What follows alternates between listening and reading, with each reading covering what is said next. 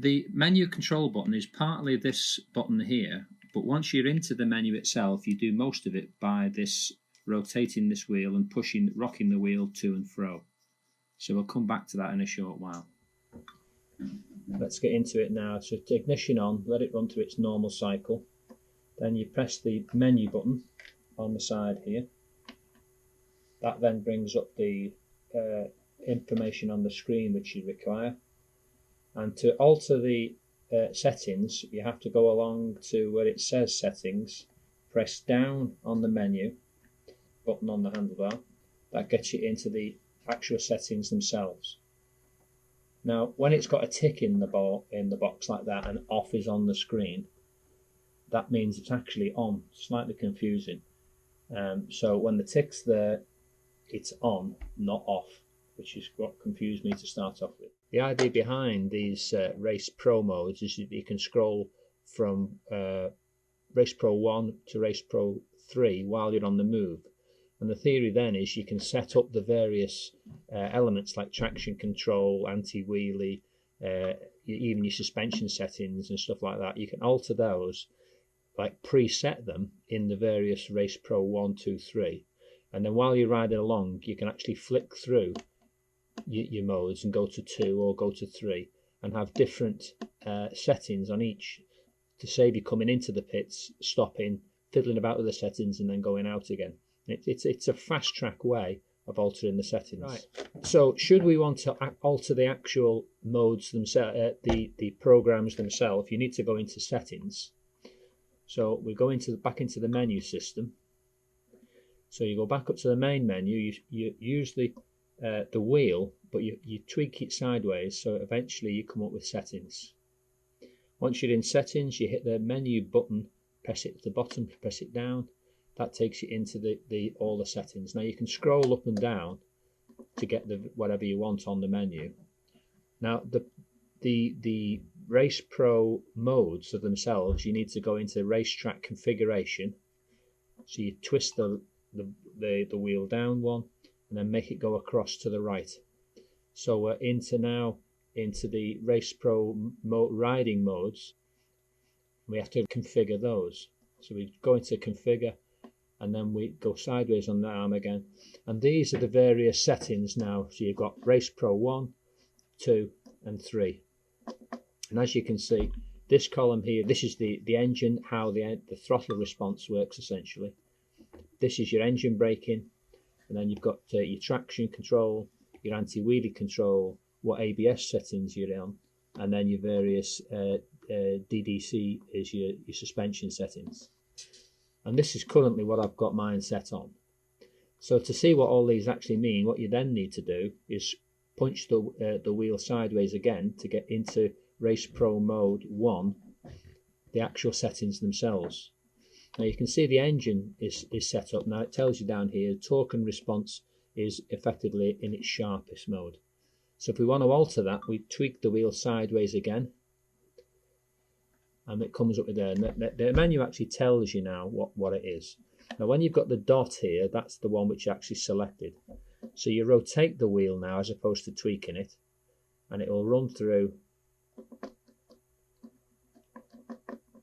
the various settings of what each of them do.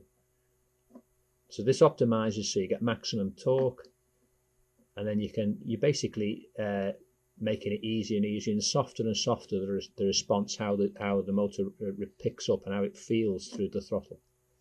Of course, when it's in 4, it's extremely soft because it's effectively in like a rain mode setting then.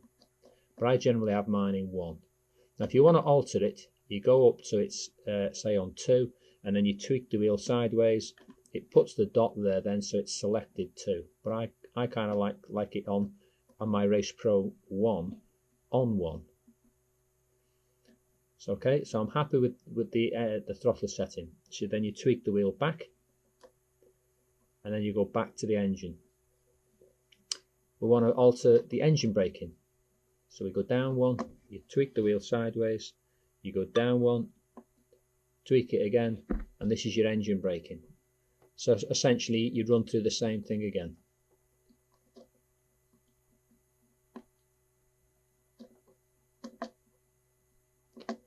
and the various settings. So you get a lot of engine braking when you're on 3, slightly less on 2, and very little when you're on 1. So this basically, what it does here actually is give it a tiny bit of throttle when you're going into the corner, and it effectively gets away with a lot of does away with a lot of the engine braking. So okay, we're happy with that. So then your traction control, you go down again, and you can alter the various amounts of traction control you have. So you can maximize your performance, or you can make it go into rain mode. So that's effectively what sort of traction control you have on. And then you carry on going down. Wheelie control is exactly the same. And then you carry on into ABS. And then the one which is slightly more complicated is the one is DDC, which is effectively your suspension damping, compression and rebound, which the front's set on 6, and the rear, because you can alter the compression damping and rebound damping separately on the rear. The compression damping is on 4 and the rebound is on 2. So if you want to alter that, you tweak the wheel sideways to go into it. There's your front damping, and then you scroll the wheel up and down to get into that. We drop the wheel down, and then we can alter or increase the amount of damping. So all of it is done through effectively these 2 buttons. Once you're in the main menu, it's all about rotating the wheel and making the wheel go sideways. And then when you want to come back out of the menu, you literally, instead of pushing the bottom of the wheel to the right, you push the top to the right, and it backs up out the menu. And then you get back to, you scroll round to get your tacho back online, and there you go. Get on board and join me for the ride.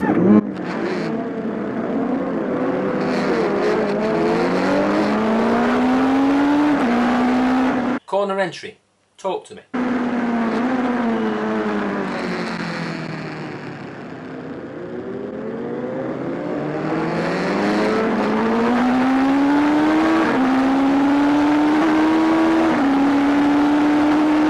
Overtaking. Talk to me.